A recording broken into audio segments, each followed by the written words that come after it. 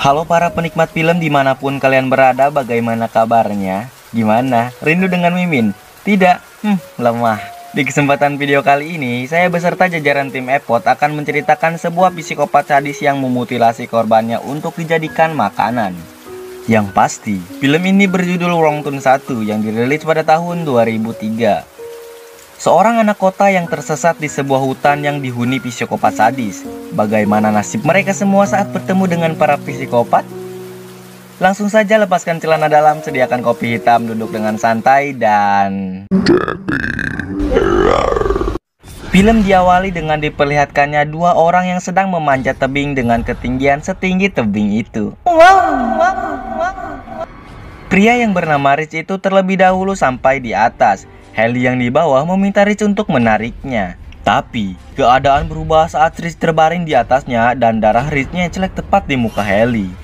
Rich dilempar dan tidak lama Haley pula ada yang menariknya. Haley berusaha untuk menyelamatkan dirinya dengan cara memotong tali yang menahannya.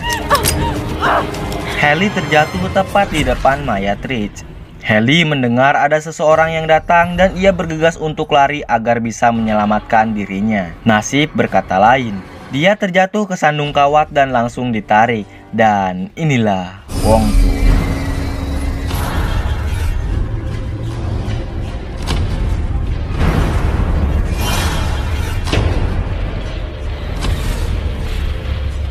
Cerita dilanjut kepada tokoh utama dalam film ini bernama Chris. Chris berniat pergi ke sebuah acara di selatan. Tapi jalan mengarah ke selatan itu macet dikarenakan ada sebuah tangki traktor yang bocor. Chris putar balik dan menelpon temannya yang sudah ada di tempat. Tapi telepon itu tiba-tiba mati. Chris mencari telepon umum di suatu tempat dan ada bapak-bapak yang ngejogrok di situ. Ada bapak-bapak, teman-teman.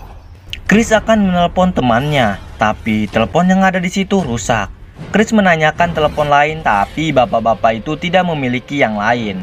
Chris melihat peta dan menanyakan jalan yang menuju ke selatan, tapi bapak-bapak itu tidak menjawabnya. Chris pergi dari tempat itu untuk melanjutkan perjalanannya, karena Chris telah menghafal peta itu.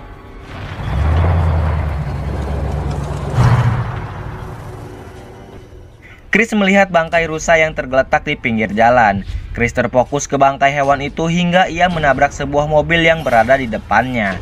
Mobil yang ditabrak Chris ternyata mobil para orang yang akan liburan. Ban mobilnya terjebak kawat besi yang sengaja dipasang oleh seseorang. Mereka bernama Scott, Carly, Jesse, Francine, dan Evan. Karena mereka takut terjadi apa-apa kepada Chris, akhirnya mereka mengajak Chris untuk bergabung dengan mereka dan mencari bala bantuan. Francine dan Evan menunggu mobil, sedangkan yang lain mencari bala bantuan. Ketika semuanya sudah pergi, Francine dan Evan dipantau oleh seseorang dari kejauhan. Mereka merasa lapar dan mencari sesuatu yang bisa dimakan dari mobil Chris. Saat mereka tidak menemukan makanan, Evan akhirnya pergi untuk mencari makanan di sekitar tempat itu. Francine yang tahu Evan tidak ada di belakangnya, akhirnya Francine mencari Evan ke sekitar tempat itu. Dan di saat Francine mencari Evan, ia menemukan sepatu Evan yang tergeletak di tengah hutan. Ketika ia melihat sekelilingnya, Francine menemukan telinga buntung milik Evan. Ia terkejut merasa ketakutan dan tiba-tiba... Di sisi lain, mereka yang sedang mencari bantuan menemukan bangkai tupai yang sedang tergeletak di sisi jalan. Dari sini kita bisa simpulkan kalau tempat itu tidak aman bagi mereka. Ketika mereka melanjutkan perjalanan, mereka melihat api unggun yang sedang menyala. Dan mereka mengira bahwa ada seseorang selain mereka di tempat tersebut. Saat mereka melanjutkan perjalanannya lagi, mereka menemukan sebuah rumah di dalam hutan tersebut. Mereka memanggil pemilik rumah tersebut, namun tidak ada jawaban sama sekali. Mereka pun memutuskan untuk masuk ke dalam rumah itu tanpa izin. Di dalam rumah, mereka merasakan sesuatu yang janggal. Chris membuka kulkas dan menemukan daging. Tidak lain itu daging manusia. Carly yang akan buang air kecil di kamar mandi menemukan puluhan gigi manusia yang dimasukkan ke dalam toples dan melihat tangan manusia yang sudah terpotong di bak mandi. Carly yang ketakutan mengajak semuanya untuk pergi dari tempat itu. Tapi saat mereka akan pergi, sebuah mobil datang. keadaan semakin mencekam, di mana mereka harus mencari jalan keluar dari rumah itu. Usaha mereka sia-sia karena tidak mungkin mereka keluar dari pintu depan. Seseorang datang dan ternyata Jesse dan Chris bersembunyi di bawah tempat tidur orang itu. Dan tiba-tiba, shit man, itu adalah mayat temannya sendiri.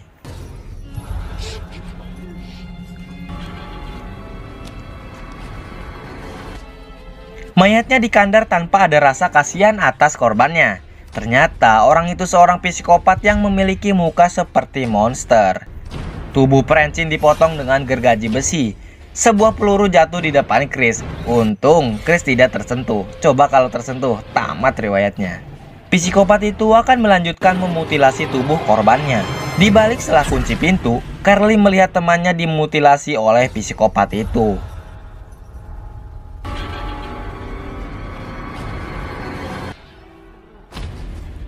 Di saat psikopat itu tertidur, mereka bergegas untuk keluar dari rumah psikopat itu. Namun saat dibuka pintu depannya, ada sesuatu yang bisa membuat suara. Tapi Chris menahan alat itu dan membiarkan yang lain pergi terlebih dahulu. Saat yang lain sudah keluar dan tangan Chris sudah berdarah, psikopat itu melek dan melihat Chris. Chris yang ketakutan langsung lari dan meninggalkan rumah psikopat itu. Tapi saat mereka lari menjauh, psikopat itu pergi mengendarai mobil untuk menuju ke suatu tempat. Ternyata psikopat itu ada 3. Di tengah pelarian, Carly sudah tak kuat untuk lari dan akan pasrah karena melihat mayat temannya. Tapi Chris, Jesse, dan Scott membujuknya untuk bertahan dan keluar dari hutan psikopat itu. Mereka menemukan sebuah tempat yang setiap kelilingnya ada mobil rongsok. Bisa saja semua mobil di tempat itu adalah mobil para korban psikopat. Saat mereka tahu mobil di sekitarnya tidak ada yang bisa dijalankan, datanglah 3 psikopat itu dengan mengendarai mobil yang mereka bawa tadi.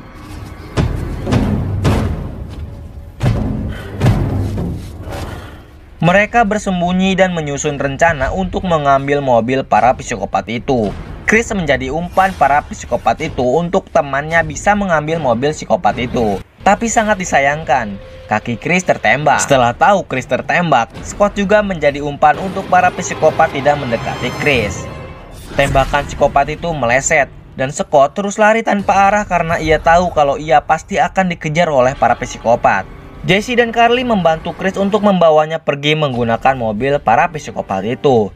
Saat dibuka, mayat Evan terjatuh dan Carly sangat ketakutan.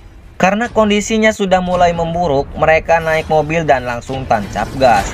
Psikopat itu tetap saja mengejar. Sumpah nggak ada capeknya nih anjir. Di sisi lain, Scott terus berlarian tanpa arah. Dan syukur dia menemukan mobil yang dikendarai temannya. Tapi saat Scott akan bergegas ke mobil itu, ia terpana oleh psikopat. Temannya terheran-heran, kenapa ia berhenti? Tapi saat panah itu tembus sampai ke dadanya, Carly kekasihnya menjerit seedan-edannya. Psikopat itu memanah mobil mereka dan Jesse langsung tancap gas menjauhi psikopat itu.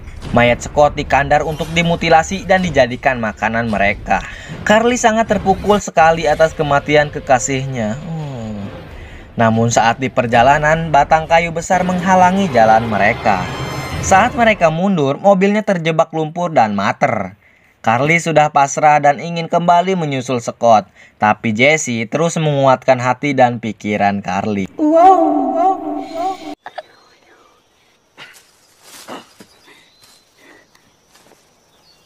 Mereka melanjutkan perjalanan untuk menyelamatkan diri mereka. Tapi saat kayu yang Chris gunakan menyentuh jebakan, semua merasa kaget. Dan Carly ketawa dengan lepasnya, sampai suara ketawa Carly mengakibatkan para psikopat itu mendengarnya.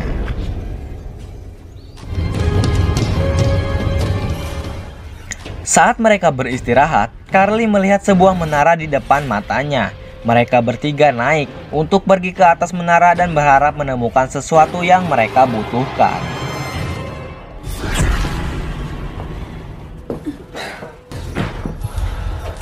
Mereka melihat jendela untuk mencari jalan, tapi sayang di sekelilingnya hanyalah hutan lebat. Jesse menemukan P3K untuk obat kaki Chris, sedangkan Carly menemukan sebuah neon untuk menerangi penglihatan mereka. Carly terus ngusrak untuk terus mencari, dan akhirnya Carly menemukan sebuah radio. Mereka menggunakan radio itu untuk meminta pertolongan darurat. Tapi hal itu sia-sia karena tidak ada jawaban sama sekali. Chris melihat keluar untuk memastikan psikopat itu tidak ada di luar. Benar saja, Chris melihat 3 buah obor yang dibawa oleh 3 psikopat itu. Chris langsung menyuruh Jesse untuk menutupi radio dan mematikan sinar dari neon. Chris melihat lagi keluar, syukur para psikopat itu telah melewati tempatnya. Tapi tiba-tiba radio itu terhubung dengan penerima pertolongan darurat. Tapi suara radio yang sangat kencang mengakibatkan para psikopat itu mengetahui keberadaan mereka. Serem. Suasana di sini makin mencekam, di mana mereka memberitahu keberadaan mereka lewat radio, dan di bawah psikopat sedang naik untuk membunuh mereka. Chris panik dan berniat untuk menutupi pintu masuk menara. Tangan psikopat itu membuka pintu masuk, tapi Chris langsung menginjaknya hingga psikopat itu turun kembali. Dikira para psikopat itu sudah pergi, tapi Chris mencium bau asap yang ternyata menaranya sedang dibakar oleh psikopat. Carly akan melompat tapi ditahan oleh Jesse. Chris akhirnya mengikuti saran Carly untuk melompat keluar, karena Chris tahu di bawah ranting pohon sangat banyak dan bisa mengurangi kecepatan mereka jatuh. Sudah merasa aman dengan lompatan itu, Carly akhirnya melompat juga. Menara semakin terbakar, dan mau tidak mau Jesse juga harus lompat dari menara itu. Emang psikopat yang edan yang tak mau menyerah. Salah satu psikopat itu pun naik pohon, di mana pohon itu ada Chris dan lainnya. Chris yang tahu itu mengajak semuanya untuk pergi menjauh dari kejaran psikopat itu. Carly ingin pergi dari tempatnya, tapi di bawah selalu memanahi di mana Carly berada.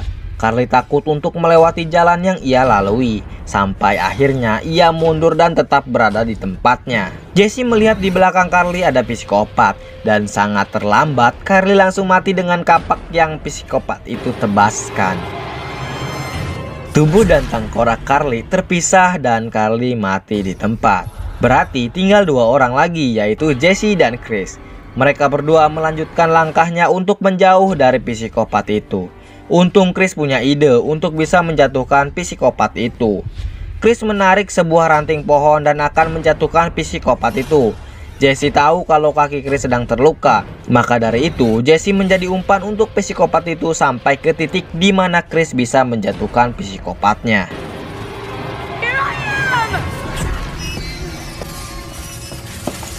Ketika Jesse akan didekati psikopat itu, Chris langsung menjalankan rencananya dan psikopat itu pun terjatuh. 2 psikopat yang di bawah melihat temannya sekarat. Dari situlah psikopat itu teriak dengan marah.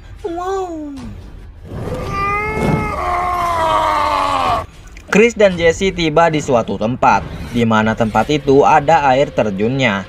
Mereka bersembunyi di balik air terjun tersebut, dan psikopat yang mengejar mereka tidak melihatnya. Keesokan harinya ada satu psikopat yang akan membunuh Jesse. Masih beruntung itu hanyalah sebuah mimpi. Mereka melanjutkan perjalanannya untuk mencari jalan keluar, dan akhirnya mereka menemukan jalan raya dari tempat itu. Tapi mereka berada jauh di atas tebing agar sampai ke jalan raya itu. Tapi tiba-tiba si anjing toblok kaget bangset. Kaget anjir.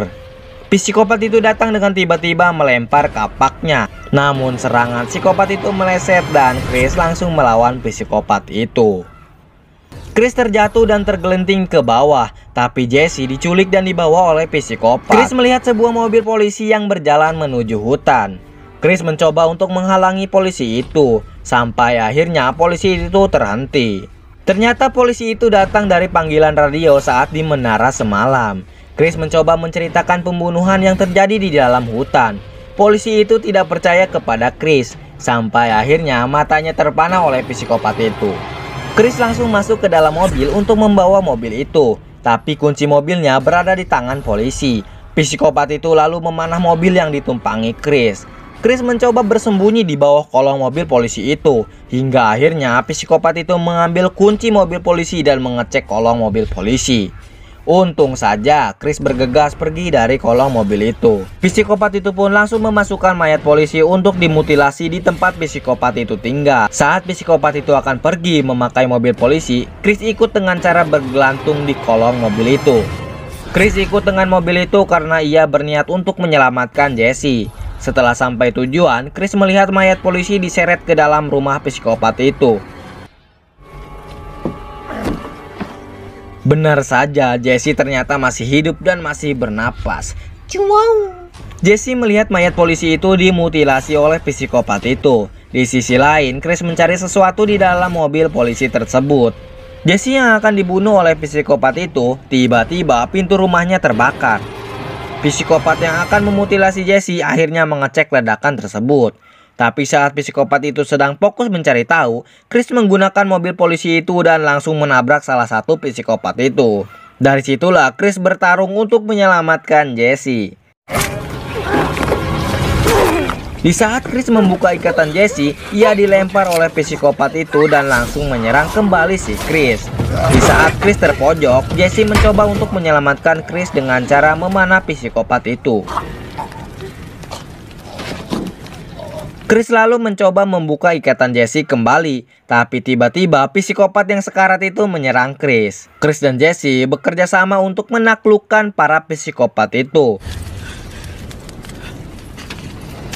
Setelah tahu para psikopat itu pada sekarat, Chris mengambil sebuah tembakan untuk meledakkan tempat itu. Setelah Chris dan Jesse keluar, Chris menembak bensin yang dibawa oleh mobil polisi itu.